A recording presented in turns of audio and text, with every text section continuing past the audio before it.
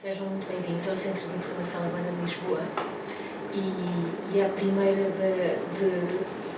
por acaso coincide ser a primeira rubrica da programação letiva para este ano do CIL. É com satisfação que recebemos o curso de Arquitetos de Lisboa, que, como não sei se estão familiarizados, mas não é o primeiro, nem é o primeiro curso, nem é o primeiro módulo. Portanto, é o segundo módulo do primeiro que aconteceu aqui no CIL, entre maio e junho, parece. E foi um curso que despertou interesse pelos temas pelos temas que foram aqui trazidos e que pensámos de imediato que poderia beneficiar de uma organização conjunta. O curso foi-nos trazido pelo Dr. Paulo Batista, professor Paulo Batista, que fez um pouco aqui a curadoria, digamos assim, do curso Arquitetos de Lisboa. O primeiro módulo começou no século XIX e foi até aos anos 50 do século XX, penso. Exato. E neste segundo módulo vai-se tratar, já vamos estar no século XX e vamos começar nos anos 30 até à atualidade. Porquê fazer isto a duas mãos? Porque o CIL, para quem já nos conhece, está naturalmente vocacionado para as questões do urbanismo e da arquitetura e é nossa meta também contribuir para a aproximação entre aquilo que são os cidadãos e estes temas da arquitetura. E quando falamos de cidadãos, falamos de todos, falamos de profissionais, falamos de técnicos, de estudantes, investigadores ou de curiosos, pura e simplesmente. Portanto, procuramos sempre que possível abrir o espaço e a divulgar conhecimento nestas áreas. Portanto, quero agradecer primeiro ao Paulo Batista pela generosidade em partilhar connosco esta organização e dar as boas-vindas também ao nosso convidado e desejar-vos a todos uma boa aula, neste caso. Obrigada.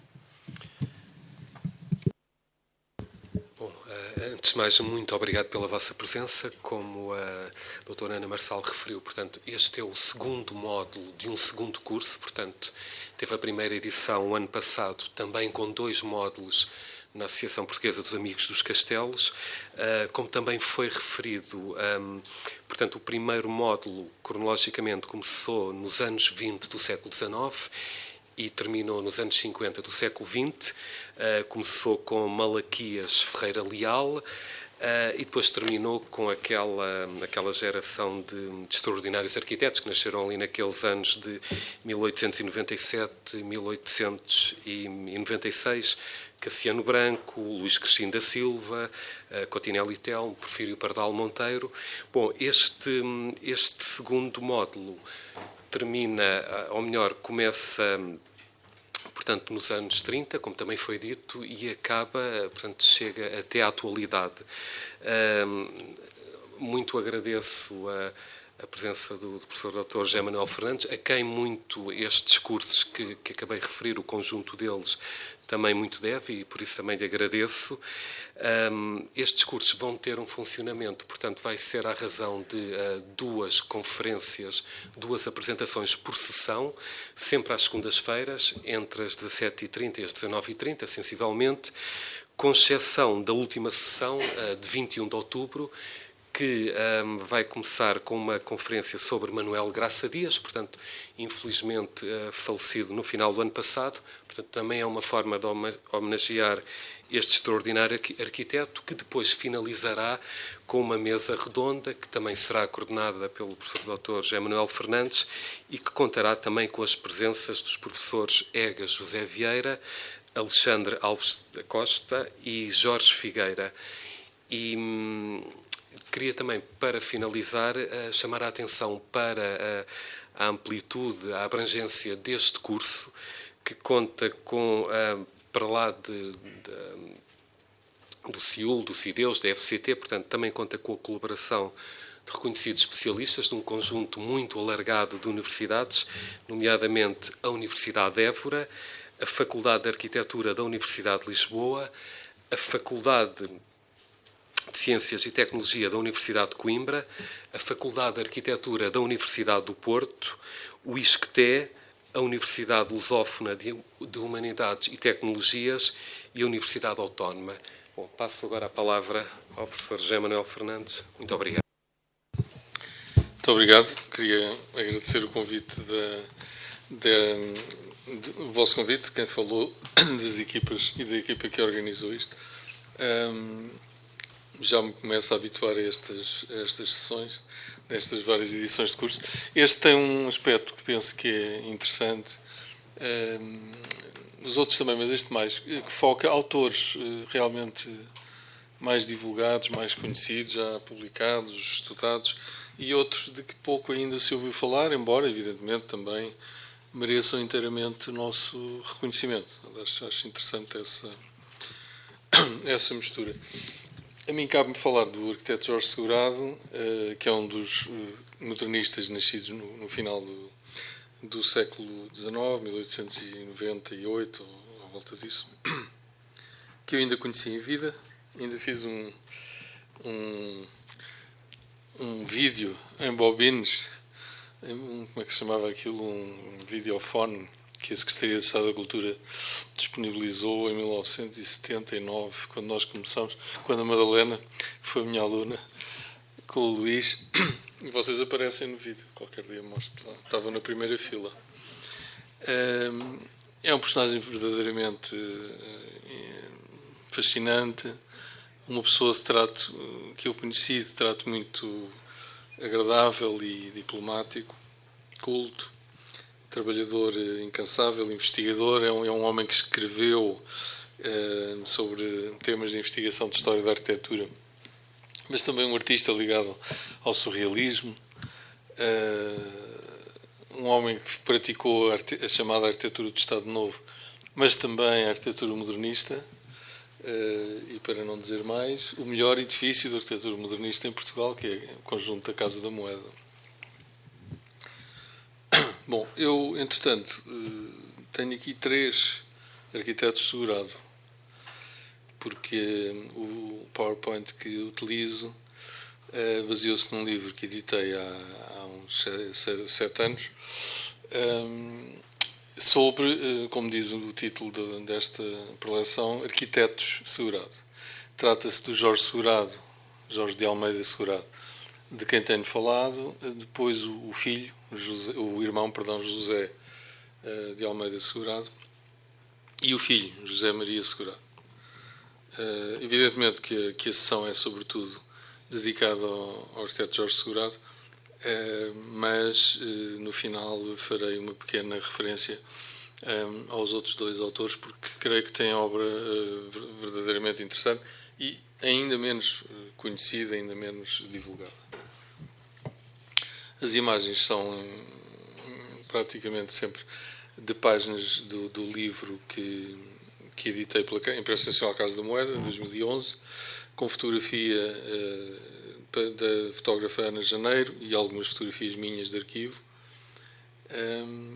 Depois recuperei parte deste trabalho para um livro que editei em 2015, chamado 3 Modernistas, em que fiz, enfim, a minha própria síntese desta geração, dando relevo ao Jorge Segurado, ao Cristino da Silva e ao Carlos Ramos, esses 3 autores, e também uma referência, embora muito sintética, ao Cassiano Branco e ao Pardal Monteiro, porque já têm as suas monografias e não tinha sentido repetir essa abordagem. Uma imagem do átrio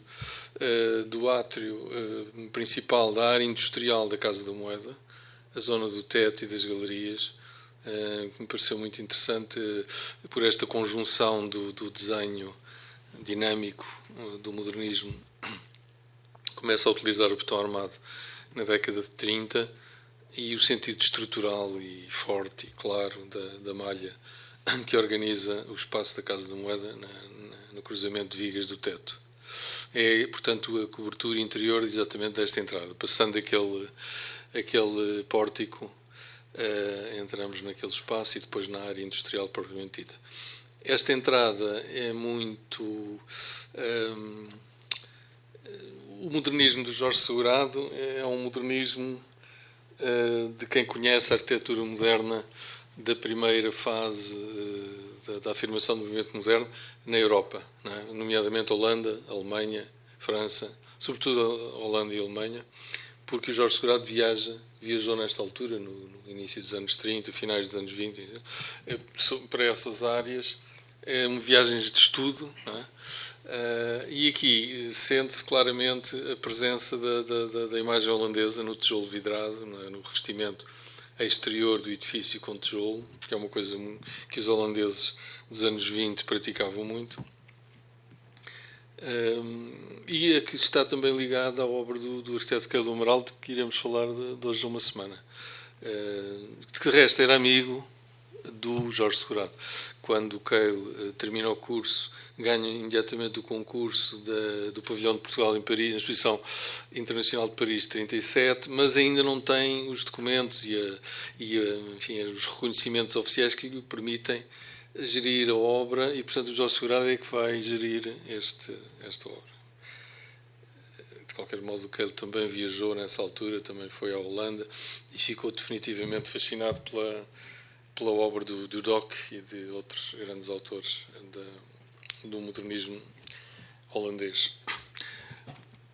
O Jorge Segurado é uma pessoa muito ligada à simbólica visual, às imagens gráficas, trabalhar à pintura. Isto é um quadro de sua autoria, com a base do que vai ser o seu logotipo, da sua empresa, do seu gabinete, do seu ateliê, e onde já está, nos anos 30, inícios dos anos 30, já está claramente expressa a ideia da geometria, do abstracionismo, do cubismo, do purismo, enfim, todos esses temas que o movimento moderno desenvolve. Aqui, se repararem, ali embaixo diz Segurado Arquitetos, em letras metálicas apostas naquela almofada da porta. Isto é ali muito perto da antiga Escola de Belas Artes, na área do Chiado, onde ele tinha realmente o seu estaminé, como se dizia, no calão dos colegas, o seu ateliê. Um trabalho escolar. Enfim, aqui esta imagem é mais para não esquecermos que o Jorge Segurado, embora pertença a esta geração de afirmação modernista na década de 30 e sob o auspício do Duarte Pacheco e do primeiro Estado Novo, do Estado Novo dinâmico e modernista, a aprendizagem nacional do Jorge Segurado é a aprendizagem dos seus colegas. Neoclássico, academia, Beaux-Arts, trabalhos que normalmente começavam sempre por enunciado: imagine uma grande superfície e faça o programa de uma academia de belas artes. Portanto, uma cidade meio abstrata, uma arquitetura ligada a um classicismo que já está claramente erudido, não é? Claramente apagado, claramente em extinção, mas que é ainda a aprendizagem deste grupo, não é? Isso torna-se ainda mais interessante.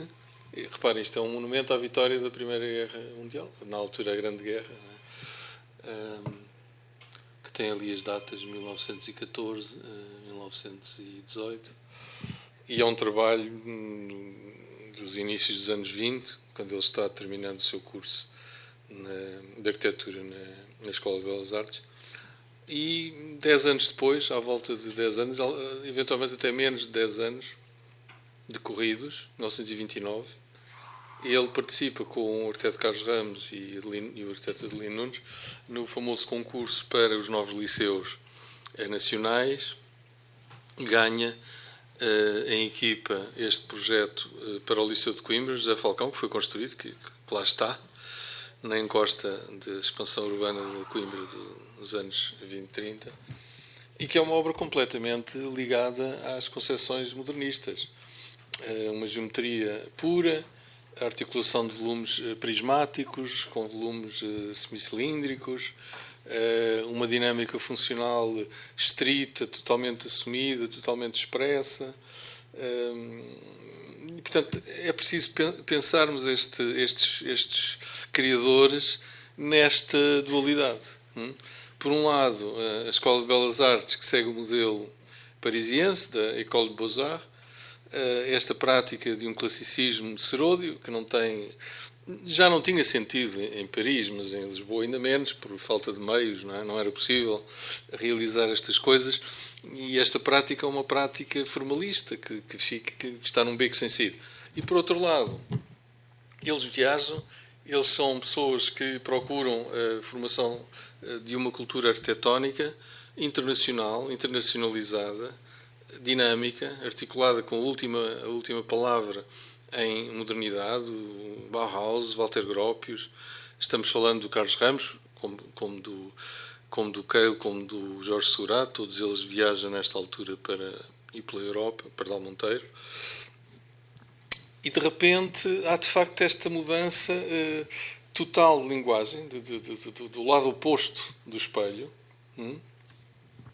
do outro lado do espelho, que, apesar de tudo, sempre nos surpreende, não é? Como é possível aquela gente que supostamente tinha assim uma espécie de viseira ou de óculos com os capitéis clássicos, de repente permitem-se fazer obras totalmente inovadoras. É o melhor liceu modernista de Portugal, levou vários anos a construir, mas manteve-se fiel ao projeto. Nós podemos, evidentemente, encontrar aqui muita coisa que não é totalmente bauhausiana, não é totalmente moderna. Se repararem aqui este eixo longitudinal, transversal, aliás, que atravessa todo o terreno, é um eixo de composição de algum modo clássico. Há aqui uma composição simétrica na entrada a meia esquadria, que aliás a entrada a meia esquadria que ele depois vai desenvolver na Casa da Moeda, a zona industrial, tudo isso. Mas, de facto, é um desenho eminentemente livre e inovador. Uma ruptura completa que o Estado político também permite, porque é o Duarte Pacheco a começar o seu exercício político, ministerial, e uma primeira fase completamente internacionalista e ligada à produção tecnológica do betão armado, a utilização do aço, das formas sem qualquer decoração passadista, não é? E não é só o Liceu de Coimbra, não é? O Liceu de Beja, do Cristino da Silva, etc. Nos anos 20, em todo o caso, o Jorge Seurat ainda faz aqui o edifício para a Carris, existente ainda ali em Santos, num desenho classicizante, vagamente modernizado. Isto é uma obra virada para o passado, sem grande interesse. Depois ele tem uma área interessantíssima, que é a das lojas, como quase todos os seus colegas, a das lojas Art Deco modernistas. Nos espaços comerciais é muito mais fácil lançar a ideia do progresso, da utilização da luz elétrica, dos neon, das geometrias puras, não é? Porque o lado de inovação está ligado a uma certa mundanidade e a uma certa inovação que atrai o cliente. Isto é a fachada da antiga loja do século no Rossio, com portanto, as superfícies exteriores totalmente revestidas com aço inox, não é? E com o lettering em tubo de ferro pintado, não é? E depois o soco em mármore. É uma espécie de marca que o Jorge Seurat desenvolve aqui também, que é a tabacaria UP, do António Pedro, surrealista e pintor, ali na Rua Ivens, se não estou em erro. Também, como veem, com superfície metálica, embasamento em mármore, vidro e ferro, lettering tubular, muito imaginativo, muito de style, muito à holandesa, com estas geometrias abstratas, e depois aquela misteriosa senhora encostada à parede que sempre me fascinou na fotografia, em que é que ela estará a pensar ou o que é que ela estará a olhar. Quase a seguir, à fachada do século, mesmo estão a ver ali o lado esquerdo, a entrada do Hotel Metrópole, que ainda existe, e a Farmácia Azevedos ainda existe, mas muito adulterada. No entanto, isto é 36, 37, é a melhor loja, na minha opinião, a mais elaborada, a mais sofisticada das obras de Jorge Seurat para espaços comerciais em Lisboa. Cromado, aqui utiliza o cromado, a superfície metal cromado, também o inevitável rodapé em mármore, escuro, o vidro, o ferro, etc. O problema destes espaços é, basicamente, que estão destinados a ser efêmeros. O espaço comercial, por natureza, por definição, não vai durar muito, não é? E então estes edifícios que duram estão de tal maneira alterados, desfigurados, que se torna difícil reconhecê-los. Depois, a partir daqui, desta espécie de pronúncia modernista, ao longo da década de 30, a obra do arquiteto Jorge Segurado é uma obra de alternâncias, chamamos assim, em termos gerais. Tem aqui uma prática, novamente, nacionalista, neoconservadora, decorativa, aqui no pavilhão de Portugal para as exposições americanas de 1939, com estes arquinhos, o escudo nacional. Isto são as campanhas do António Ferro. Eles vão de transatlântico para Nova Iorque para construir o pavilhão de Nova Iorque da Exposição Internacional de 39 e depois o pavilhão de São Francisco, da Exposição de São Francisco. É a equipa do António Ferro toda, pintores, artistas, decoradores, e o Jorge Segurado, arquiteto, que também participa na Exposição do Mundo Português aqui com a aldeia da Casa Portuguesa, se assim quisermos sintetizar. Tanto como sabem, são construções efêmeras em staff, nas armações de madeira e gesso, que nesta parte foi totalmente demolida. Tem uma prática modernista para os privados. Este edifício ainda existe, embora bastante alterado. É a antiga clínica do naturista Indivere Colucci, um homem que lançou, enfim, sistemas naturistas de vida e de terapia, e que me contava o Jorge Segurado, lhe propôs este projeto, uma chamada arquitetura de deck de navio, uma arquitetura muito típica da época modernista. Então eu queria uma varanda corrida a toda a volta do edifício, que ainda se percebe aqui no ângulo da fotografia, e era uma varanda aberta, uma varanda-galeria, como nas casas coloniais do final do século XIX, e para a qual varanda abriam os compartimentos todos da casa, que o Indivere Colucci nunca fechava, nem no verão, nem no inverno, nem quando chovia, nem nada. Não, portanto, fazia parte da sua cura, e de facto ele durou 100 e não sei quantos anos, portanto, lá razões tinha na sua razão. Aqui um concurso em que participam os principais arquitetos modernistas, que é o concurso para um conjunto desportivo no Jamor, no Vale do Jamor. Há um projeto pelo Cristina da Silva, outro projeto pelo Carlos Ramos e outro ainda pelo Segurado. Isto em 34, 35, também já sob o auspício de Eduardo Pacheco. Como veem, a solução dele é também a solução dos outros. É uma solução de vale. Ele constrói um grande estádio a eixo da zona baixa do Jamor, que fica terraplanado, e depois tem o acesso ferroviário, os campos de ténis e o programa que lá está. Mas isto vai ter um desfecho interessantíssimo e inesperado em 36 ou 37, quando o concurso já está quase a passar à fase da adjudicação, que isto era um concurso de concepção-construção associado a empresas francesas, belgas, internacionais. Não recordo já qual é que tinha ganho, se era este, se era um dos colegas, mas isso é irrelevante porque o engenheiro agrónomo Caldeira Cabral regressa de Berlim com o curso de arquitetura paisagista nazi, que é o melhor curso de arquitetura paisagista da sua época, com uma cultura alemã bem assumida, amigo íntimo do Raulino, e ele, surpreendido por esta solução, diz: mas isto está tudo mal, vai-se construir na zona cheia do vale, quando temos aquelas encostas maravilhosas. Não sei se conseguem ver aquela encosta do lado esquerdo da imagem, aquele leito, aquela zona, é onde vai finalmente assentar o Estádio Nacional, que hoje conhecemos como o Estádio do Jamor.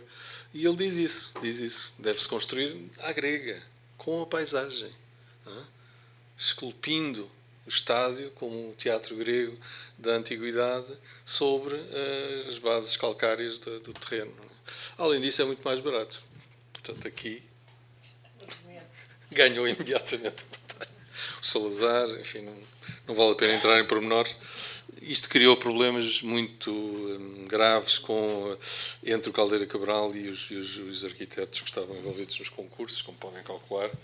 Ainda por cima não era arquiteto. Mas e há cartas, há correspondência, o Keilo Amaral a defender o Segurado, enfim, vale a pena verem os trabalhos de investigação sobre o Caldeira Cabral, sobre o Jorge Segurado, que há vários que referem a estes aspectos. A Casa da Moeda, como vos disse, eu considero o melhor projeto modernista do país, nos anos 30, 40. É um projeto longo, começa em meados de 30 e acaba já no pós-guerra. Mais de uma década, é uma obra complexa, como podem imaginar. Construir a nova fábrica do dinheiro, do papel moeda e da moeda nacional, abandonando as velhas instalações do centro histórico. Tem o primeiro edifício que vem aqui do lado de baixo da imagem, que é o edifício de escritórios, que permanece quase intacto hoje, passados 80 anos. É impressionante a qualidade construtiva a todos os níveis daquele edifício.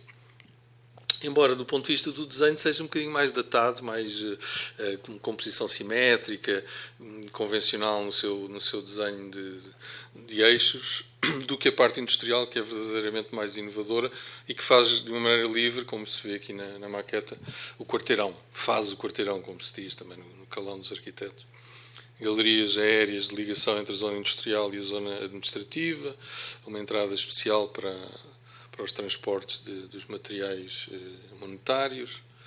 Isto é uns slides que eu tirei aqui há uns 40 anos, quando trabalhava no ateliê do Keilo Amaral, que era exatamente aqui na esquina da António José de Almeida com esta Casa da Moeda. Aqui aspectos do interior em fotografias da Ana Janeiro, como veem, um certo luxo do mármore, do desenho curvilíneo dos tetos, uma certa opulência que um edifício público do nascente salazarismo implicava. O Liceu Dona Filipa de Lencastre, aqui numa fotografia provavelmente dos anos 50, um edifício também muito interessante, muito bem encaixado, é o termo, na envolvente do bairro social do Arco do Cego, com uma aproximação de escalas de desenho muito interessante. Começa com aqueles pequenos corpos cilíndricos duplos, quase infantis.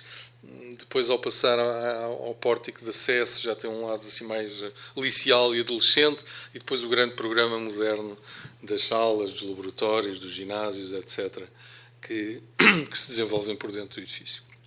Aqui está uma adaptação volumétrica aos ângulos do bairro do Arco Cego, que já existia, que é a pré-existência, mas, de facto, a fidelidade ao programa modernista, geométrico e abstrato.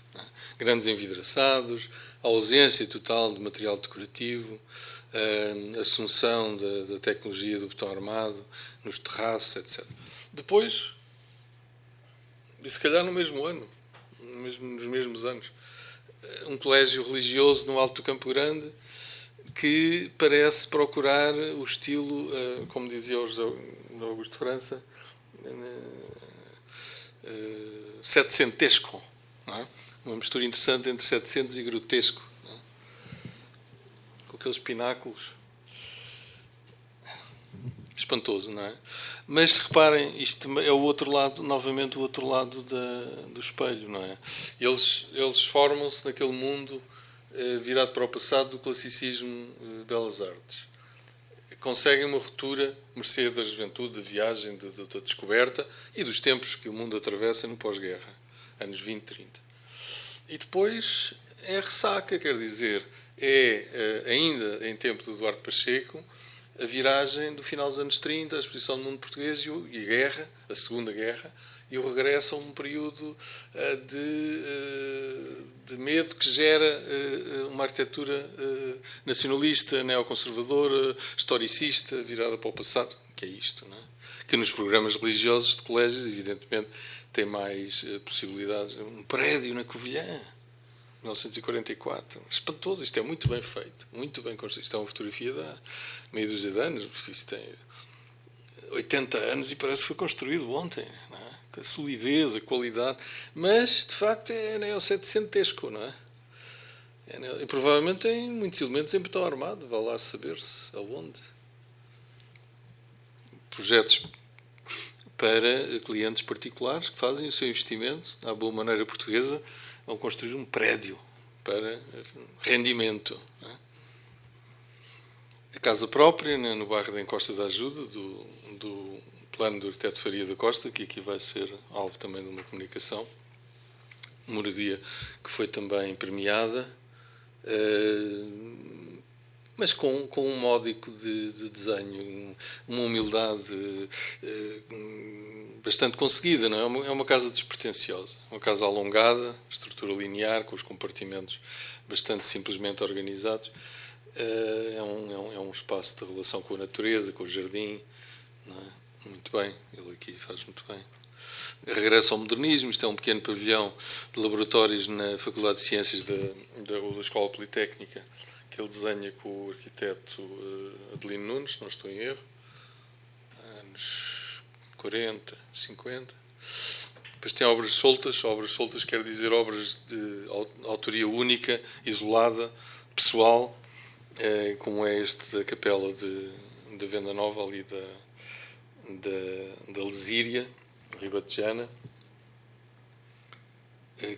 isto é um esquiço que ele mostrou, ele explicou-me nas várias entrevistas que eu fiz no ateliê dele para preparar a tal sessão que depois foi gravada na escola, em 79, quando eu comecei a dar aulas. Sabe, eu estava com uma febre, um febrão, eu delirava, mas eu peguei num papel, um lápis e fiz aquilo, concebi aquilo tudo naquela noite. Portanto, é um sonho entre o surrealismo e a febre, um sonho, uma capela febril, que é um trabalho interessante, embora um bocadinho limitado, na minha opinião. Quer dizer, é uma solução estrutural, uma solução bastante simples, bastante abstrata, bastante geométrica, mas penso que lhe falta um elan plástico e poético, espiritual para a igreja, enfim. Embora tenha ali uma peça lindíssima, não sei se veem aqueles elementos de vitral dos dois lados, são do Almada Negreiros, são peças excelentes. De resto, o Almada Negreiros vai ser aqui falado várias vezes, porque é um permanente acompanhante dos arquitetos, no melhor sentido do termo.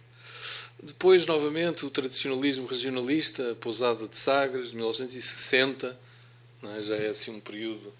Em 60, o Jorge Segurado tem 62, 63 anos. Ele diz nas entrevistas, depois o arquiteto Pedro Vieira de Almeida lhe faz, nos anos 80, ele diz: não, eu não fui obrigado a fazer a arquitetura que vocês chamam agora, essa arquitetura dita salazarista, tradicional. Não, eu fiz porque quis. Eu assumo completamente. O cliente queria aquilo, eu fazia. É para isso que nós somos arquitetos. Portanto, essa naturalidade da mudança de programas, que remete para um aspecto muito interessante dos nossos arquitetos, e não é só do século XX, que é o ecletismo como prática, como treino habitual de exercício de projeto. O ecletismo, no sentido lato, no sentido geral, é uma coisa que surge com facilidade nos países periféricos dos focos culturais principais, como é o caso de Portugal em relação à Itália, à França. Não é? É um país onde os ecos vão chegando de vários locais do processo europeu arquitetónico e, embora uns tenham um sentido de inovação e outros um sentido tradicionalista, o peso à chegada é o mesmo. Estão filtrados pela distância. Não é? E a nós, arquitetos, não é um pouco indiferente, pelo menos a esta geração. Não há ainda aquela consciência política, ideológica, contra o regime salazarista, que depois a geração do Keil e, sobretudo, a geração seguinte, dos homens nascidos nos anos 20, 30, já tem. Porque eles aí já associam a arquitetura moderna a uma prática política contra o regime retrógrado, consideram retrógrado, do salazarismo. Essa visão aqui no Segurado e na geração dele de todo não existe. Pode existir uma assunção individual, uma atitude irónica ou cómica, como o caso do Cassiano Branco, uma distanciação pedagógica, o caso do Carlos Ramos, tem que haver um compromisso. Nós somos a geração do compromisso. Ele sabia que era assim. Ou do Cristino, que assumiu completamente ser o professor da escola e do regime, nesse sentido. Ou o Segurado, o Segurado é, na minha opinião, um personagem mais leve, mais elegante, soltava-se com facilidade das situações, era uma pessoa livre do ponto de vista do pensamento. Bom, e cá está, 58, 59, faz a pousada de Sagres, mas também faz o melhor conjunto moderno de Alvalade, que é o conjunto dos blocos da Avenida do Brasil, revestidos a azulejo amarelo e cinzento, aqui trabalhando com o filho, José Maria Segurado. Uma escala perfeita, uma dimensão certa, é a dimensão lisboeta, portuguesa do prédio, à Corbusier, com os pilotis, com as galerias, o terraço utilizável para as lavandarias, na altura com tanques de fibrocimento, as grelhas de ventilação, arejamento e iluminação das caixas de escada, esta maneira muito certeira de definir as linhas horizontais dos pisos, utilizando cerâmica, utilizando completamente o revestimento a azulejo. As zonas cinzentas são azulejo cinzento, amarelo, azulejo amarelo. Ele aqui tem uma espécie de vitória dos seus processos, que é que nunca tinha conseguido convencer o ministro Eduardo Pacheco a revestir aquilo que ele tinha visto nos Estados Unidos. A arquitetura das obras públicas do Roosevelt, dos anos 30, que ele viu em 39, na sua maior parte já construídos, Washington, sobretudo, que utiliza o revestimento a tijolo e a cerâmica, porque não tem manutenção. Uma vez utilizado, aquilo fica ali para sempre, é só lavar.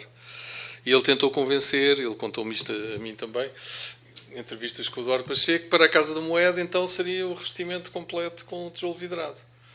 O Pacheco aparentemente autorizou a fazer a entrada industrial e mais nada. Isso ia ser muito caro. Salazar não assinava, sei lá. E ele ficou com essa sempre à espera da oportunidade. E a oportunidade foram os blocos amarelos 20 anos depois da Casa da Moeda. Ele aqui faz um revestimento completo de cerâmica, ainda por cima com esta cor super irreverente, um amarelo berrante, um amarelo luminoso, conjugado com azuis e cinzentos. Muito bem desenhado. Este edifício, aí está, slides também, imagens da fotógrafa Ana Janeiro. Claro que tem manutenção, ainda há tempos fizeram aqui uma certa obra de manutenção, mas é menor em relação à durabilidade da solução. Agora só apenas alguns apontamentos de áreas onde ele também trabalha, estes embasamentos para a grande estátua ao Condestável, exato, no Álvares Pereira, que acabou por ir parar à batalha com a escultura do escultor Almeida, que se chama Leopoldo Almeida, exato, obrigado. Aqui uma obra menos feliz, o velho monumento ao Marechal Carmona, que se construiu no alto do Campo Grande e que felizmente foi desaparecido. Foi desaparecido. Depois do 25 de Abril não tem escala.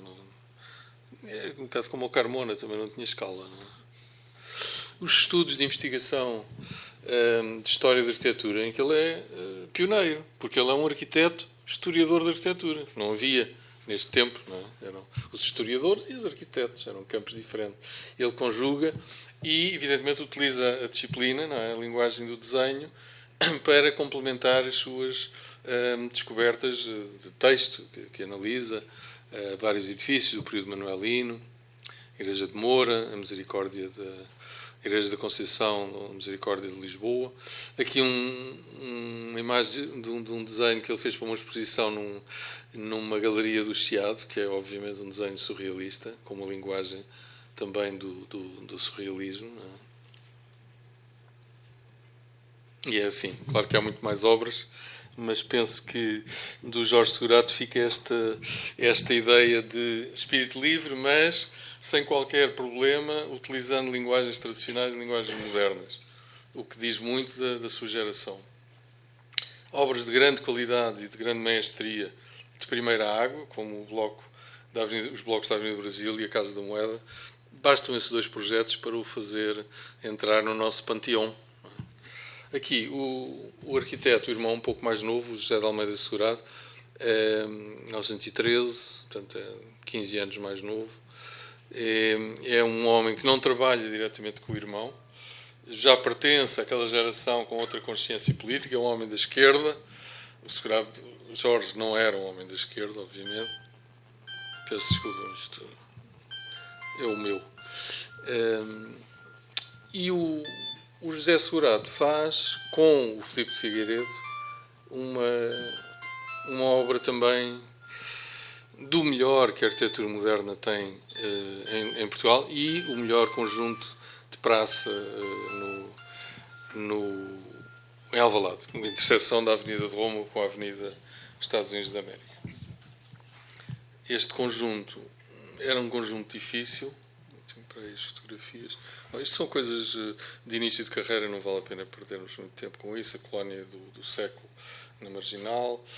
O conjunto, o trabalho de equipa com vários autores para a Câmara da Avenida João XXI, Avenida de Paris, onde há já uma certa inovação no desenho, embora com quarteirões tradicionais. Mas, de facto, esta praça é uma falsa praça. É uma praça moderna. É uma solução de desenho onde eles conseguem, o Filipe Figueiredo e o José Segurado, conseguem esta coisa mágica de, mantendo o conceito de praça, fazer uma arquitetura totalmente moderna, bem conjugada com o urbanismo moderno das avenidas envolventes. Como é que eles fazem? É simples, estão a ver ali o norte, não é? As peças, as 4 grandes torres, são paralelas entre si e estão orientadas no sentido nascente-poente, como qualquer edifício que segue a Carta de Atenas Internacional que se preze, mas isso dá uma situação especial na solução real e concreta ao lugar, que é 2 edifícios em cunha, não é? Contra a praça, com o lado menor virado para a praça, e os outros 2 abertos à praça.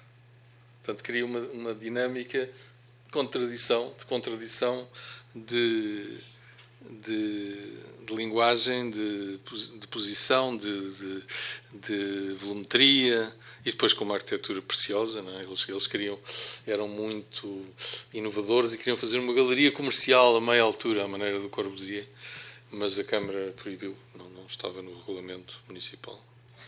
Ficou só assim umas varandas e tal. Mas deu uma plástica, não é? Aquela interrupção a meia altura dá uma personalidade própria a este conjunto. Para não falar do luxo destes apartamentos, que estão muito bem filmados naquele filme do Paulo Rocha, Os Verdes Anos, exatamente.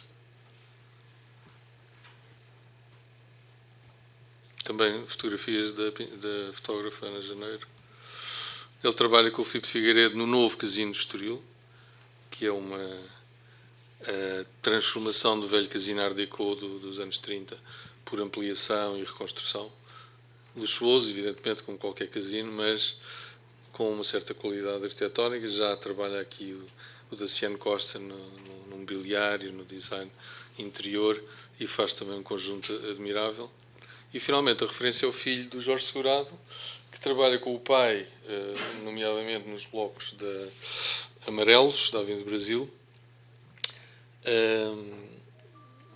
e que tem de si, não é? Projeto autónomo e pessoal, este pequeno edifício dos laboratórios Carlos Gulbenkian no recinto do Instituto Superior Técnico.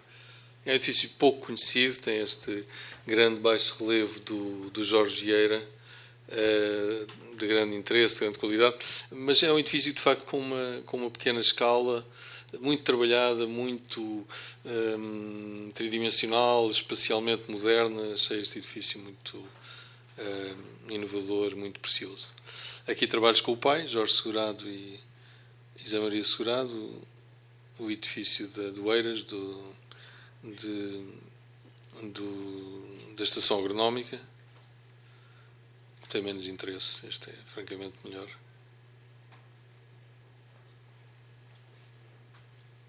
uma coisa destes arquitetos, que é de facto trabalharem sempre com os melhores artistas plásticos do seu tempo, não é? Colegas e amigos que convidam desde o Almada a todos os outros, e é o caso do Jorge Vieira, que também dá um sentido político, também é um homem da esquerda, militante, e portanto tem uma conotação ao colaborar aqui.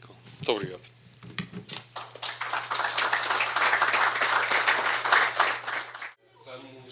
Vamos recomeçar a segunda parte desta primeira sessão, que vai ser apresentada pelo professor Hugo Nazaré Fernandes, da Universidade Lusófona de Lisboa, que nos vai falar sobre o arquiteto António Varela, como o professor José Manuel Fernandes referiu. Portanto, não sendo um arquiteto menos interessante, é seguramente um menos conhecido face a nomes mais conhecidos do grande público. Tivemos um exemplo agora. Bom, sem mais demoras, passa a palavra ao professor Fernandes. Muito obrigado. Muito obrigado. Desde já quero agradecer ao Dr. Paulo e à Câmara por este convite. É sempre salutar ir fazendo uma atualização da história e com isto também me permite também fazer uma introdução e aqui um louvor ao professor José Manuel Fernandes, porque noblesse oblige. Há 20 anos atrás, quando eu falei com o professor José Manuel Fernandes sobre esta questão de investigar o António Varela, houve alguns colegas da academia que disseram: Hugo, não vale a pena investigar o António Varela, é um arquiteto menor. No entanto, o professor José Manuel Fernandes foi dos poucos que me entusiasmou e disse que valia a pena investigar o pouco conhecido arquiteto António Varela, que aparentemente então não seria mais do que propriamente um mero colaborador no ateliê do Jorge Segurado. Ainda no primeiro ateliê do arquiteto Jorge Segurado, na Rua da Luta, que atualmente é uma rua no Chiado, que está-me a faltar agora o nome, mas é aquele que mostrou o slide antes de eu chegar. Exato. Vitor Corda, não? Duques de Bragança. Duques de Bragança.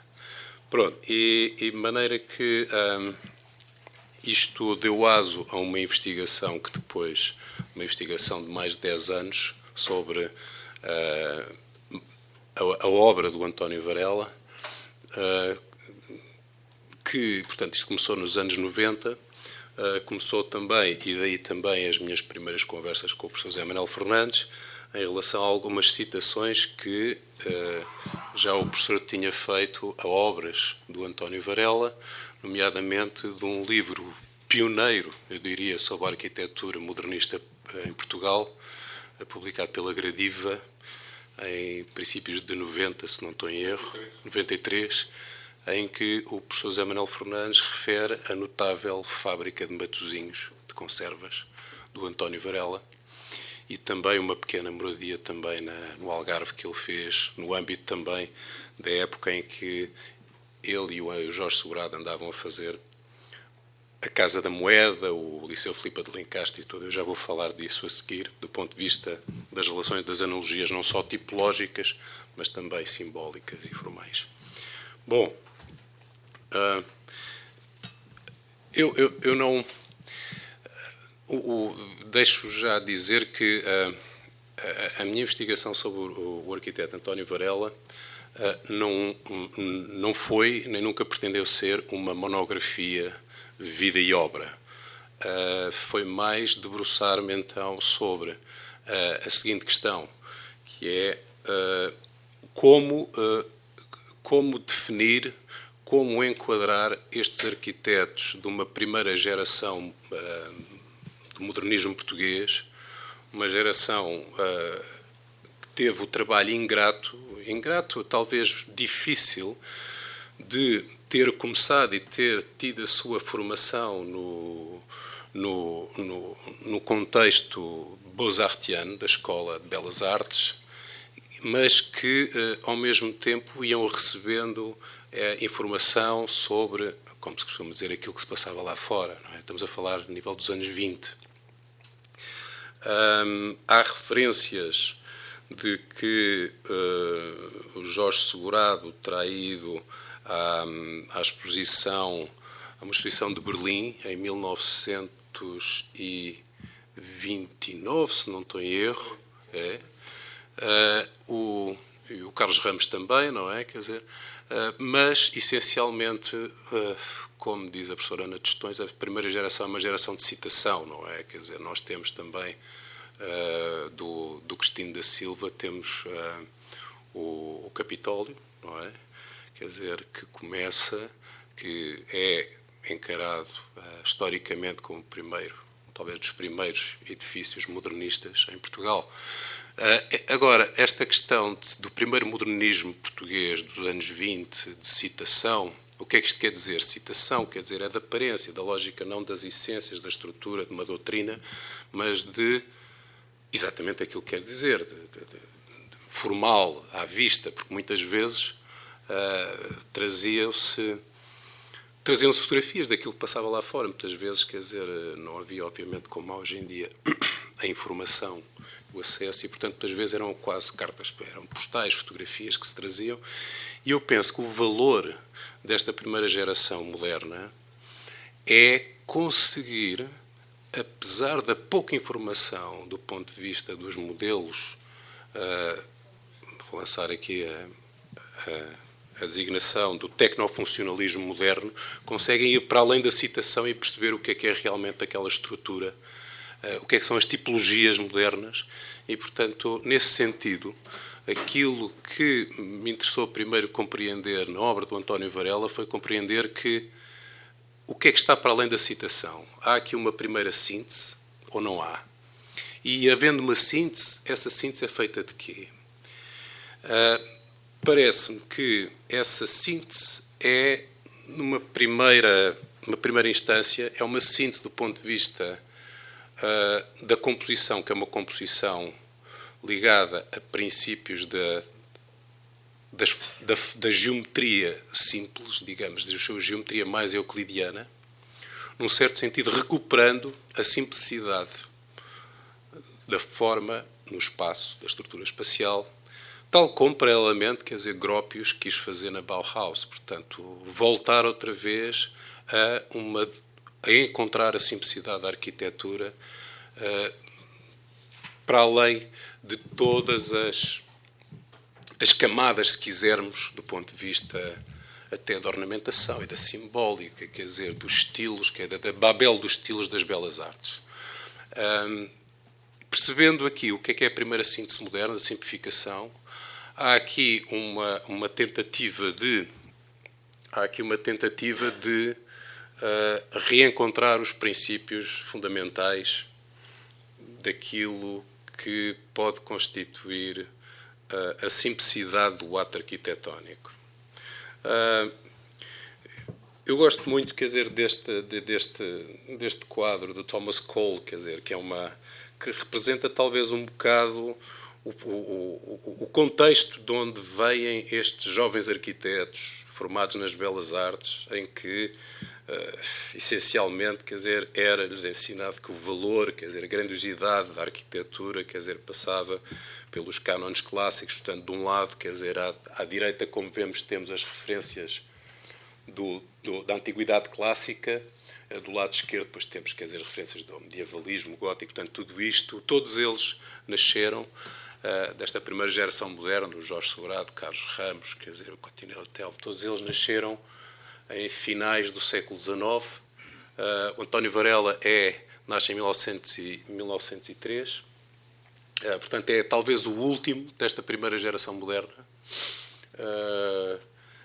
Portanto, eles começaram, quer dizer, foram-lhes ensinados a ver, quer dizer, o arquiteto estava destinado a ser grandes feitos. Quer dizer, na prática, quer dizer, depois eram chamados para fazer a citação, quer dizer, para fazer a composição de uma fachada e depois tudo o resto, quer dizer, que seguia um contexto e todo um processo, tanto a nível do projeto como depois da construção, que ultrapassava muito o arquiteto. Portanto, o arquiteto era chamado para compor uma fachada, embora, quer dizer, isto almejasse, quer dizer, esta grandiosidade. Portanto, isto é uma visão romântica completamente.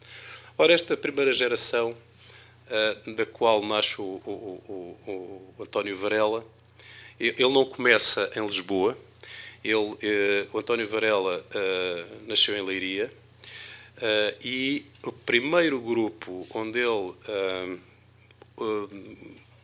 onde ele começa a dar os seus passos, não tanto como arquiteto, mas também como pintor, é no grupo de Leiria, em torno do mestre ciselador Narciso Costa, com o pintor Lino António, o escultor Luís Fernandes, do qual está patente esta pintura a óleo do Lino António, em Leiria, e que a título muito explícito chama-se Nós. Portanto, havia aqui um grupo de artistas que já tentavam, através também de uma articulação com o artesanato também, quer dizer, tentar passar um bocado um entrosamento entre a arquitetura, a pintura, a escultura, mas também, quer dizer, as outras artes.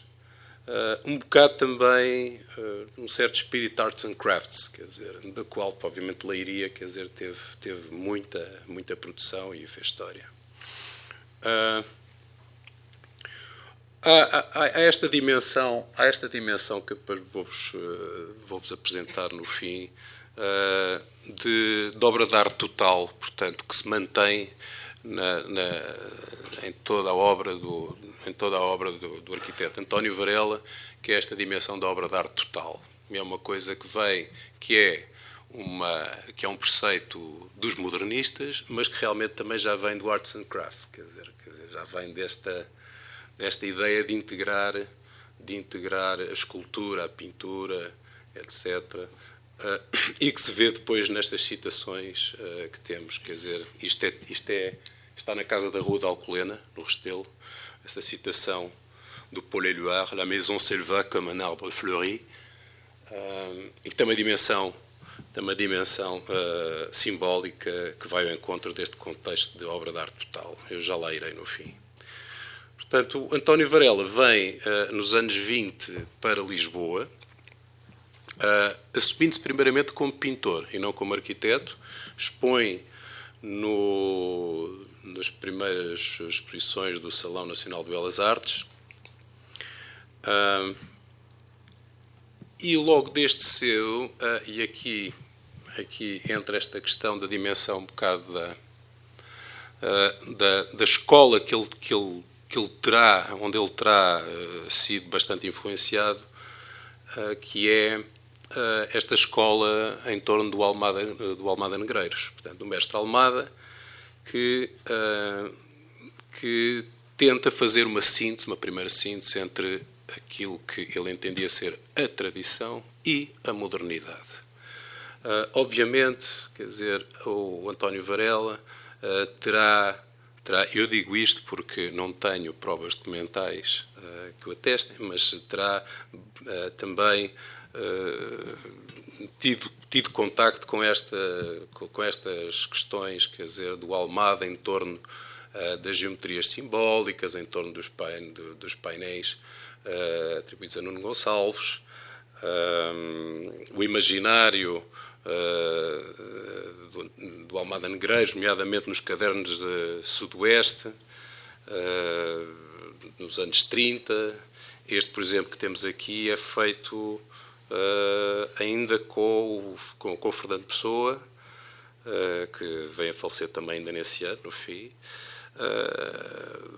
Já não apanha o Orfeu, mas é influenciado pelo Orfeu, portanto, porque o António Varela ele vem para Lisboa em 1921-22, pelas minhas contas. E desde cedo começa a trabalhar com o Jorge Segurado e vai apanhar esta influência tanto do próprio Almada Negreiros como do Jorge Segurado sobre o pitagorismo. O que é a verdadeira tradição na arquitetura? Não é, de certeza, os cânones e os pastiches de belas artes, mas o encontro de traçados que são redentores e que são intemporais. Portanto, e nesse sentido há uma ligação, obviamente,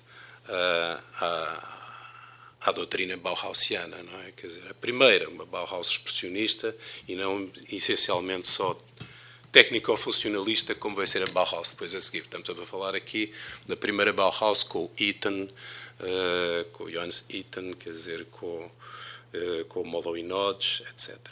Bom, pelo meio, eu comecei por encontrar algum espólio inédito à data do António Varela, fui reunindo um bocado aquilo que estava disperso entre Lisboa, Leiria, Matosinhos e não só, e comecei a perceber que se calhar não seria assim um arquiteto menor. Seria talvez alguém que, ao contrário do Jorge Segurado, seu mestre Jorge Segurado e do mestre Almada Negreiros, não tinha o dom da palavra ou da escrita, ou se calhar não queria ter, porque estava, quer dizer, num contexto de dois grandes mestres, e não só também, não só esses, o Carlos, obviamente, Carlos Ramos também, gente, portanto, estamos a falar que tinha o dom da palavra, quer dizer, tinha o dom, quer dizer, de escrever, de publicar. O António Varela, naquilo que eu fui percebendo, seria talvez o operativo do grupo. Não seria, portanto, mais do que propriamente um mero colaborador, alguém que vai à obra, fazer assistência à obra, como no caso da Casa da Moeda, não é bem assim. Era alguém que tinha um pensamento próprio, mas que o manifestou, sobretudo, através da sua produção. E mais ainda depois de criar o seu ateliê próprio, um bocado mais tarde. Aqui são algumas obras que eu encontrei no espólio inédito do António Varela. Alguns estavam assim, literalmente em baús nos sótãos. Eu não estou a romantizar, quer dizer, a questão estava literalmente em baús. Alguns tiveram que ser restaurados, teve que se dar, quer dizer, o processo próprio, quer dizer, mas estavam em bastante mau estado. Muitos não foram construídos. Estamos a ver aqui, por exemplo, o Instituto Policlínico, quer dizer, no melhor analogia dos modelos técnico-funcionalistas de Bauhausianos, mas também aqui, já dos anos 50, o mercado Minde, já no regionalismo crítico, já no pós-guerra.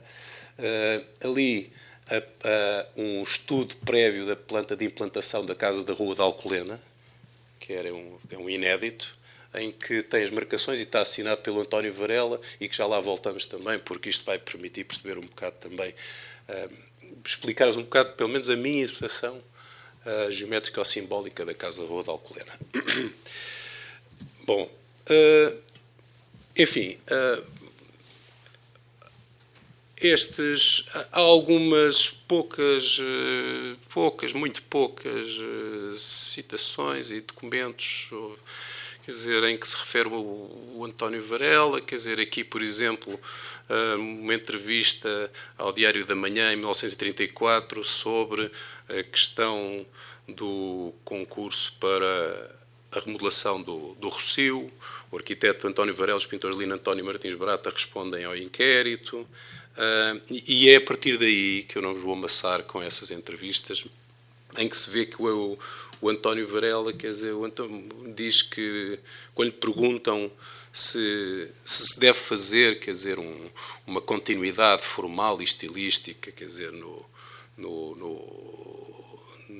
Rossio, ele diz, bem, os arquitetos de hoje têm que fazer a arquitetura de hoje. É possível fazer uma continuidade projetual, desde que se compreenda a estrutura, a métrica, a modulação e a proporção de todo esse espaço. Pronto, não foram exatamente estas as palavras dele, mas dá para perceber que é alguém que percebe que não se vai fazer um pastiche, obviamente, numa intervenção numa zona histórica, mas percebendo a estrutura espacial, através do estudo da regra, da proporção, da escala, dos módulos, se consegue dar uma continuidade. Ora, quem diz isto é alguém que já revela alguma maturidade, eu diria mesmo alguma profundidade, do ponto de vista do ato de projetar e de intervenção, sobretudo com o antigo. Bom, António Varela vai, sobretudo, destacar-se a seguir ao seu trabalho,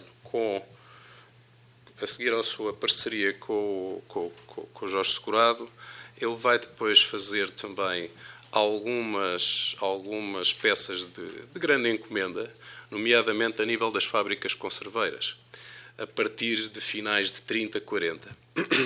Temos aqui, infelizmente, já demolidas, eu tirei estas fotografias em 2000, em 99, 2000, a fábrica de conservas Benito Garcia, na Aforada, em Vila Nova de Gaia.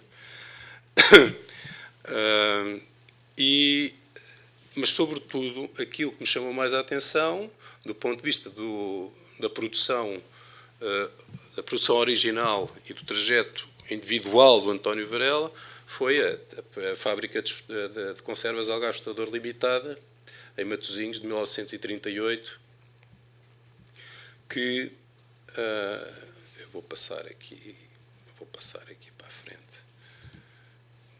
Não, eu vou aqui para trás, quero ir para outro caminho aqui, porque senão não sigo aqui esta lógica. Já lá voltamos então. Fábrica de Matosinhos de Algarve Estador, que, volto aqui a dizer, foi citada pelo professor José Manuel Fernandes também nesse livro pioneiro também. Na altura ainda não tinha sido demolida, depois foi mais tarde, na primeira década de 2000, mas que me foi possível ainda fazer o levantamento e estudar a fábrica, porque é uma das obras maiores do António Varela e será talvez, do ponto de vista do modernismo industrial português, quer dizer, a nossa obra mais notável.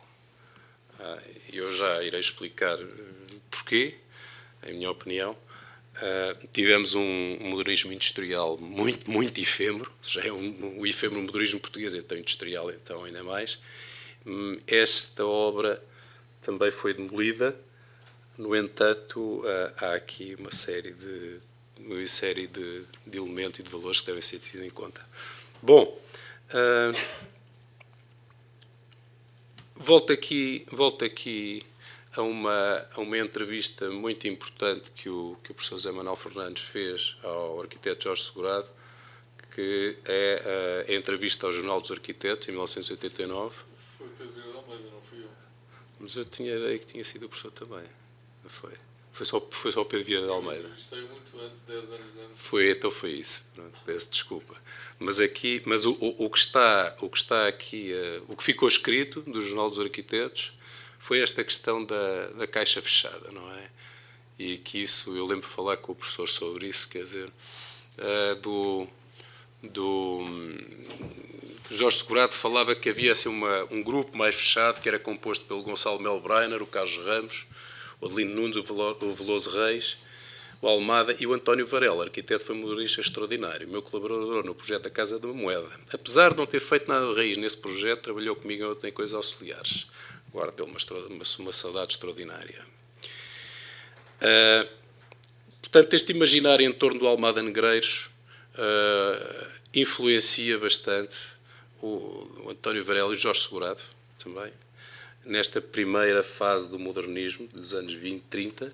Aqui temos o plano geral para a cidade olímpica, que deveria ser no Campo Grande, que depois foi passado para o Jamor. Este até é título de anedota, quer dizer, eu tinha aqui, até foi feito um voo de reconhecimento sobre a cidade, não havia Google Maps, não é? Quer dizer, e portanto eles fretaram um avião para fazer o reconhecimento. Quer dizer, aqui o entusiasmo do António Varela, isto é interessante porque mostra um bocado o entusiasmo do António Varela, a família, ele tinha a alcunha do Labareda, segundo a família, porque tinha esta iniciativa de fazer as coisas e tomar, quer dizer, o arquiteto Jorge Segurado não queria muito andar de avião, ao que parece, mas foi o António Varela que insistiu, vamos fazer o reconhecimento de avião. Aqui o que eu encontrei também no espólio, este quadro sobre o plano geral do novo Estado de Lisboa, já neste caso, já para o Jamor, não é? Isto estava no sótão da casa de família na Marinha Grande, e portanto, pode-se ver aqui ainda a influência aqui, quer dizer, da arquitetura germânica, etc., Bom, há aqui uma série de coisas muito interessantes, mas que não temos tempo agora. Quer dizer, eu gostava de me debruçar mais sobre as obras mais notáveis do António Varela. A Casa da Alcolena, não é? E, portanto, a partir deste grupo fechado. Bom, aqui talvez seja interessante referir, das poucas fotografias de grupo que há do António Varela. Isto é um jantar de homenagem, um almoço de homenagem ao mestre Almada Negreiros, em 41, onde se vê aqui algumas figuras, quer dizer, bastante notáveis da época, do ponto de vista das artes e da cultura. Temos aqui, obviamente, o mestre Almada Negreiros ao centro, não é? Quer dizer, o Miguel Barrias, o Diogo de Macedo, o Dário Martins, em cima, e à esquerda do mestre Almada, o Agostinho Fernandes, que era não só patrono e mecenas do Almada Negreiros, como também pagou os estudos ao António Varela na Escola do Porto. E, portanto, temos aqui um apanhado, aqui o Eduardo Viana, lá em cima, não é? O segundo a contar da esquerda. Isto também foi uma fotografia isto foi permitido fazer o reconhecimento aqui de algumas figuras também. Que o que eu consegui foi o professor José Augusto de França, que conseguiu identificar aqui algumas personalidades. Também o meu agradecimento também ao professor José Augusto de França por isto. Aqui temos um apanhado dos ex-libris do Almada Negreiros, do arquiteto Jorge Segurado, desta ideia em torno do cubo, portanto, o quadrado, o cubo, que está muito ligado a esta ideologia, quer dizer, de reencontrar outra vez as formas puras, euclidianas, e, obviamente, aqui o ex-libris fazer simples, não é? Disto tudo, não é? Há relações do ponto de vista simbólico com o trabalho, a pesquisa do Almada Negreiros. Haverá alguma relação também iconográfica e simbólica patente até nas marcas do António Varela. Ali está o AV, em alguns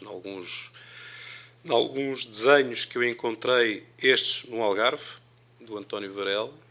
Estes não estão nos arquivos da Câmara. Portanto, alguns desenhos que não iam para a Câmara de Projetos a assinar in extenso o António Varela, ele fazia assim uma sigla AV. Cá está. Pronto, e agora vimos aqui à fábrica de Matosinhos, demolida. A fábrica de Matosinhos, casa da Rua da Alcolena. Aqui a moradia Mirante, que ele faz para o seu patrono, o Agostinho Fernandes, editor da Contemporânea e da Portugal Editora. Aqui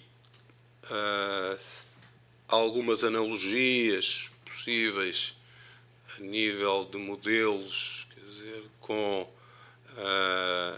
as influências que eu acho que possam ter sido do António Varela, algumas diretas, como aqui na Casa da Moeda, mas também o Liceu Filipe de Lencastre, a Capela de São Gabriel.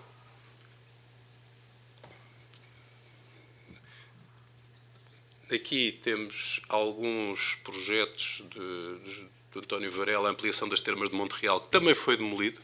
Também, quer dizer,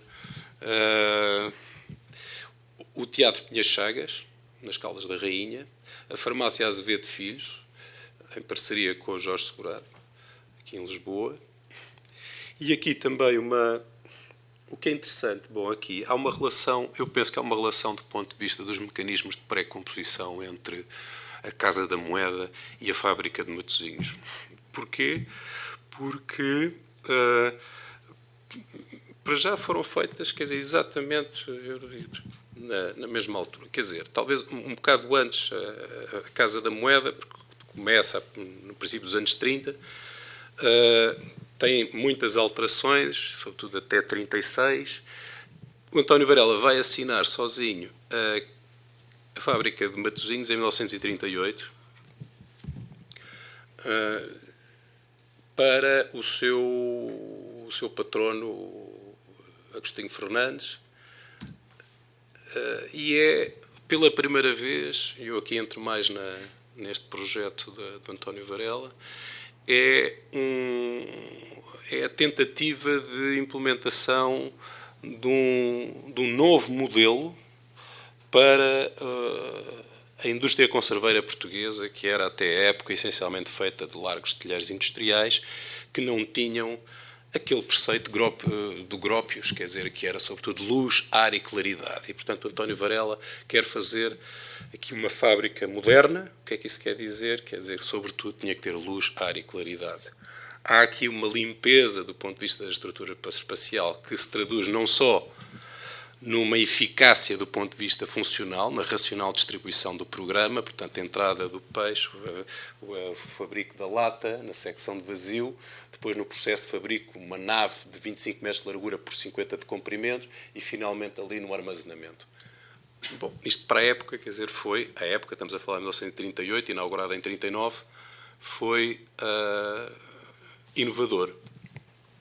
Agora, o que foi interessante, e este projeto do António Varela, na minha investigação, foi o que me permitiu desbloquear um bocado e perceber um bocado esta questão da síntese do António Varela entre tradição e modernidade.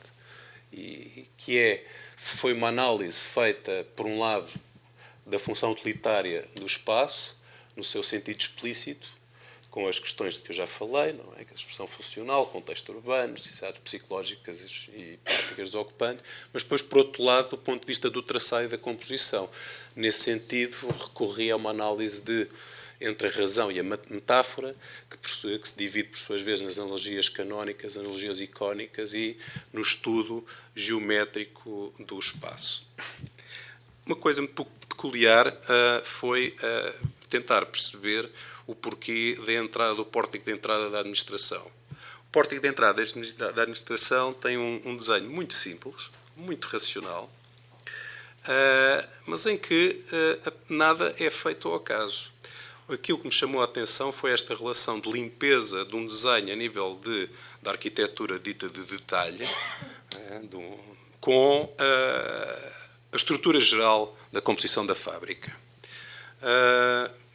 Partindo de um quadrado, por exemplo, no levantamento meteorológico que eu fiz, temos ali, quer dizer, o pórtico temos aqui a bandeira do pórtico da administração, no canto inferior direito, 1 metro por 1, portanto, temos um quadrado. Esse quadrado permite compreender a composição do traçado da bandeira. O que é interessante é que o mesmo traçado de quadratura permite compor o desenho geral do pórtico. Eu estou a acelerar porque senão temos, obviamente, recurso nesse sentido a analogias canónicas de traçados, e esses traçados não são traçados modernos, são traçados intemporais, quer dizer, princípios da quadratura e da triangulação. Onde eu pus a seguinte hipótese, quer dizer, será que era possível, quer dizer, se foi possível António Varela utilizar esses princípios de quadratura tanto na pequena escala do desenho do pórtico, como em toda a fábrica. Bom, no sentido das correspondências do sistema da quadratura e do traçado da bandeira do pórtico da administração, neste caso, multiplicados 50 vezes. Ou seja, do ponto de vista da regra, da proporção, da modulação, parece haver uma correspondência e uma constância, uma permanência, se quisermos, entre vários desenhos a várias escalas dentro do mesmo projeto. Se é verdade em planta, também parece ser verdade do ponto de vista da proporção dos alçados. E o mais interessante depois foi tentar perceber se nesta tentativa de compreensão que é assumidamente especulativa, haveria correspondências destes padrões em torno do quadrado e do círculo, que era um princípio que já vinha sendo também acalentado pelo Jorge Segurado, pelo Balmada Negreiros, se também haveria correspondências no traçado com outras composições. Neste caso aqui, o alçado dos armazéns da fábrica. Ou seja, a outra escala também, mesma correspondência de proporções. Bom, sem tentar forçar a especulação, isto é muito importante que se diga, pus-me a tentar perceber se poderia haver uma coincidência desses princípios orientadores da estrutura do espaço. Eu repito, são orientadores, porque depois, quer dizer, os projetos seguem, obviamente, todas as suas escolhas, todas as suas questões do ponto de vista programático, do lugar. Mas do princípios, dos mecanismos de pré-composição, se haveria aqui uma constante na produção individual do António Varela. Aqui, neste caso, o mercado de Coimbra, é fácil constatar nas relações das partes com o todo este princípio da quadratura, não só a nível do traçado em planta, como a nível depois dos alçados. Aqui, na casa de férias do Agostinho Fernandes, no piso térreo, na sobreposição do sistema da quadratura combinada, onde o sistema parece regular os vários módulos da composição por potencialização da chave em vários ciclos e quadrados concêntricos, ou seja, a partir da raiz de 2. Há uma concordância do traçado a partir da lareira, que simbolicamente é o fogo central, ali, não é? Com a pala do terraço, não é?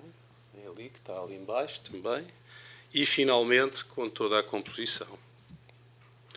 Bom, nesta especulação, repito, é uma especulação para tentar encontrar um ditame, quer dizer, uma lógica para perceber o percurso do António Varela, que eu repito, não escreveu, não investigou, pelo menos não se manifestou sobre esta investigação. Vamos tentar perceber a Casa da Rua da Alcolena. A Casa da Rua da Alcolena volta a ter uma chave que António Varela deixa na obra, tal como na fábrica de Matosinhos, no pórtico da administração, e que depois parece corresponder com toda a composição da fábrica. Mais uma vez, temos aqui um cânon que atua a várias escalas e de vários modos. Portanto, aqui temos a interpretação da planta de implantação, de acordo com o estudo prévio de António Varela, que eu tinha falado há bocadinho, segundo este método da quadratura combinada, segundo grau, e a sua potencialização. A organização espacial parece prolongar-se na disposição dos percursos, mas também no espelho d'água, nos elementos escultóricos e florais do jardim. Portanto, há toda uma potencialização de módulos que definem a proporção e a regra da composição. Aqui embaixo também temos a interpretação deste óculo vórtice da Casa da Alcolena, que está por cima da porta de entrada da casa do Zé Manuel Ferrão, segundo o método da quadratura combinada do segundo grau. Deve-se à professora Bárbara Aniello uma publicação financiada com bolsa da Fundação Carlos Gulbenkian sobre a Casa da Rua da Alcolena, que foi bastante ignorada na altura, quer dizer, e isto mesmo antes e já depois também, quer dizer, da polémica do roubo dos painéis da Casa da Rua da Alcolena e antes das obras de completa adulteração desta obra maior da arquitetura moderna portuguesa. Eu diria um bocado que, do mesmo modo que se calhar que temos outras obras como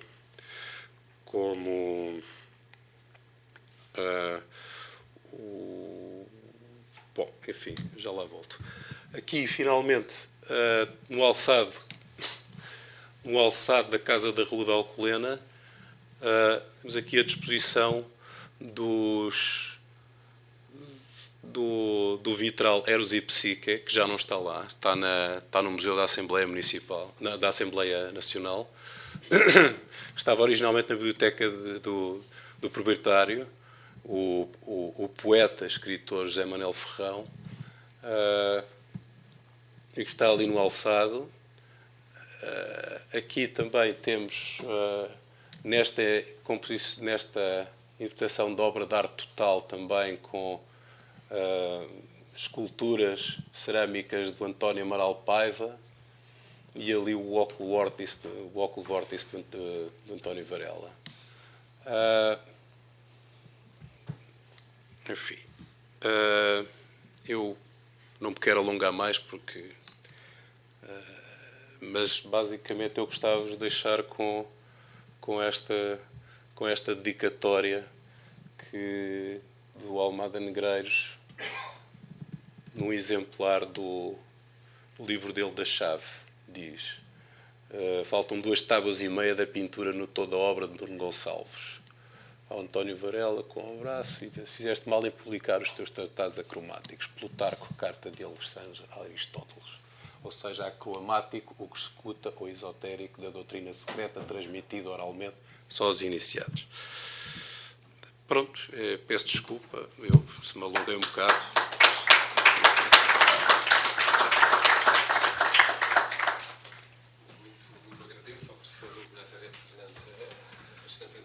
Apresentação que nos fez. Vamos finalizar com um curto período de debate. O professor Manuel Fernandes sentar-se, se possível. Questões, alguma dúvida, alguns aspectos menos claros, eventualmente.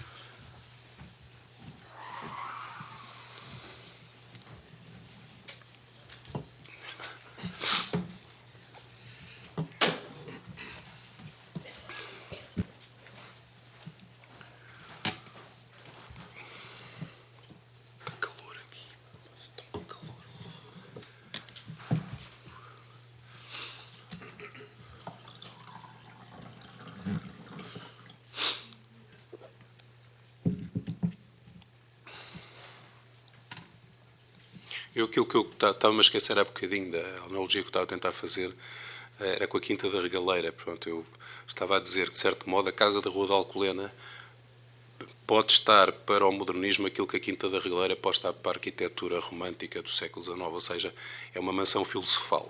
Isto nas intenções diretas do seu proprietário, o poeta José Manuel Ferrão, que era editor de uma revista simbólica e surrealista nos anos 50, e a casa, na altura, foi um centro cultural e de tertúlias muito importante. E nesse sentido, quer dizer, foi explicitamente encomendada ao António Varela, ao Almada Negreiros também, e ao escultor Amaral Paiva, como uma obra de arte total. Pronto. E, portanto, a casa atualmente está completamente adulterada. A seguir à polémica do roubo dos painéis do Almada, quer dizer, houve, como devem saber, um abaixo-assinado da Ordem dos Arquitetos, que foi também tutelado pela arquiteta Helena Roseta, para se impedir e para se classificar a Casa da Rua da Alcolena, mas que não teve frutos. Portanto, a casa foi vendida a um particular e hoje em dia foi ampliada e completamente adulterada. A partir da sua ampliação, etc., foram destruídas esta iconografia simbólica, tudo, e, portanto, nada foi feito. Daí eu ter publicado um livro sobre o António Varela que se chama O Legado Invisível também, quer dizer, porque realmente trata de invisibilidades e, no sentido literal, de património que ou desapareceu ou foi completamente adulterado. Desculpa lá. Referi só 2 pormenores curiosos. Aquela assinatura do AV. A rúbrica do que AV. claramente faz lembrar o compasso e o esquadro da notação maçónica, não é? Sim, mas ele não era maçom. Eu tentei encontrar nos registros do GOL, quer dizer, referências. Sim, não digo que sim, coisa. mas é aquilo, não é? Como o Norte Júnior sempre punha no desenho das suas habitações o compasso e o esquadro maçom. E outra coisa que eu não falei, passou-me, se calhar também não disse para não estar a criar eventuais curtos-circuitos, mas lembram-me do Jorge Segurado. Ele realmente falava exatamente assim do António Varela, com saudade e com carinho, quer dizer, respeitando o sentido criativo e não só de colaborador. Não era o segundo homem do ateliê, não era só isso. Embora fosse, por exemplo, o Segurado vai na tal viagem aos Estados Unidos e quem fica a acompanhar a Casa da Moeda e o Liceu é o António Varela, que tem fotografias que eu pus no livro e tal. Mas ele diz, Jorge Segurado, estava-me a explicar a Casa da Moeda, com uma planta e tal, e explica-me que a grande